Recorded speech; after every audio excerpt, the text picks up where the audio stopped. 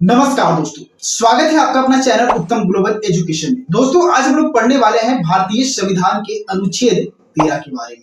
तो चलिए आइए जानते हैं कि क्या है अनुच्छेद 13। इससे पहले हम लोगों ने दोस्तों भारतीय संविधान के अनुच्छेद 12 के बारे में डिटेल से पढ़ लिया था, यानी कि राज्य को परिभाषा अनुच्छेद 12 में जो बताए गए हैं उसका जो है हम लोग डिटेल में चर्चा पिछले वीडियोस में कर चुके हैं। अगर आप वो वीडियोस नहीं देखे हैं तो आप हमारे चैनल पर विजिट करके वो वीडियो जरूर देखें।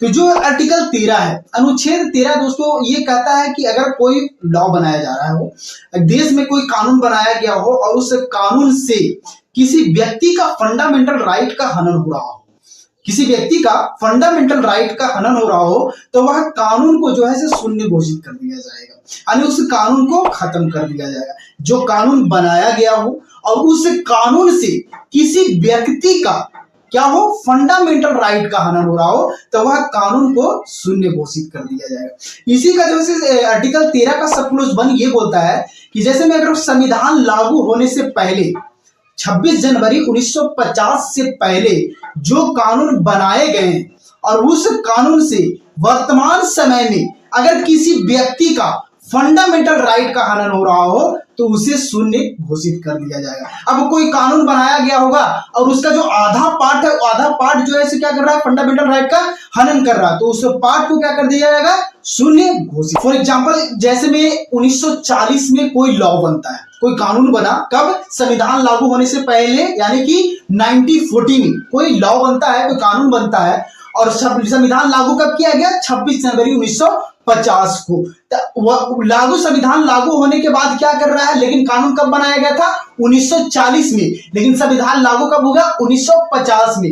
अब वो 1940 में जो कानून बनाए गए थे उसका प्रभाव कब पड़ रहा है, संविधान लागू होने के बाद में, तो वह कानून को जो क्या कर दिया जाएगा, शून्य घोषित कर दिया जाएगा। वही जो है से आर्टिकल 13 के सब क्लॉज 2 जो है बस इसका जस्ट अपोजिट बोलता है कि जो कानून जो है, जो कानून संविधान लागू होने के बाद बनाए गए और उस कानून से किसी व्यक्ति का फंडामेंटल राइट का हनन हो रहा हो तो उस कानून को भी शून्य घोषित कर दिया जाएगा। यानी कि कोई लॉ बनाया जाता है, कोई कानून बनाया गया और उस कानून से कुछ पार्ट ऐसे हैं जिसे व्यक्ति का जो है फंडामेंटल राइट का हनन किया जा रहा हो तो उस पार्ट को जो है क्या कर दिया जाएगा, शून्य घोषित कर दिया जाएगा। और वहीं पर जो है संविधान के अनुच्छेद 13 के सब क्लॉज 3 ये बोलता है, ये जो है कानून को परिभाषित करता है, कानून को परिभाषा करता है। अब ये कानून में जैसे में कहता है एक इस 4 प्रकार के इसमें कानून को शामिल किए गए हैं। तो इसमें नंबर 1 जो आता है वो आता है अस्थाई कानून, अस्थाई यानी कि परमानेंट लॉ। अब परमानेंट लॉ जो है उसको लागू करने का अधिकार किसके पास है, तो वो तो फिर देश के संसद के पास होगा, नहीं तो राज्य के विधानमंडल के पास होगा। तो ये जो परमानेंट लॉ को जो है, परमानेंट कानून को जो है ये लागू कर सकता है। अब वहीं पर दूसरा जो कानून का डेफिनेशन दिया गया वो है अस्थायी कानून। अस्थायी कानून क्या है, जैसे फॉर एग्जांपल अध्यादेश जारी करना, तो अध्यादेश जारी कौन करता है, तो राष्ट्रपति जारी करता है।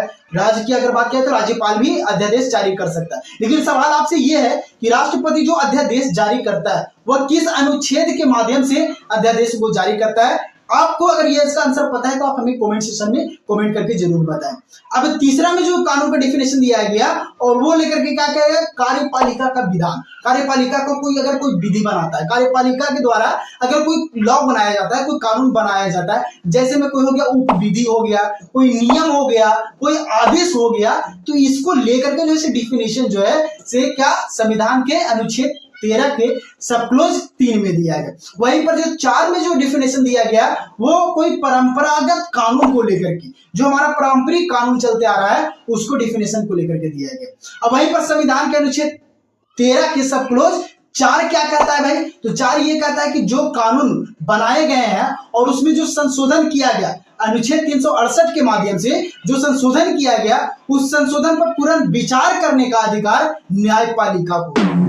तो दोस्तों ये रहा हमारा पूरा का पूरा आर्टिकल 13, जो मैंने सारी चीजें जो है से आपके सामने डील किया, आपके सामने आपको बताने का प्रयास किया। तो दोस्तों आई होप आपको ये वीडियो अच्छा लगा होगा। तो वीडियो को ज्यादा से ज्यादा शेयर करें, लाइक करें, सब्सक्राइब करें और आपको किस टॉपिक पर नेक्स्ट वीडियो चाहे आप कमेंट करके हमें जरूर बताएं। तब तक के लिए जय हिंद, जय भारत।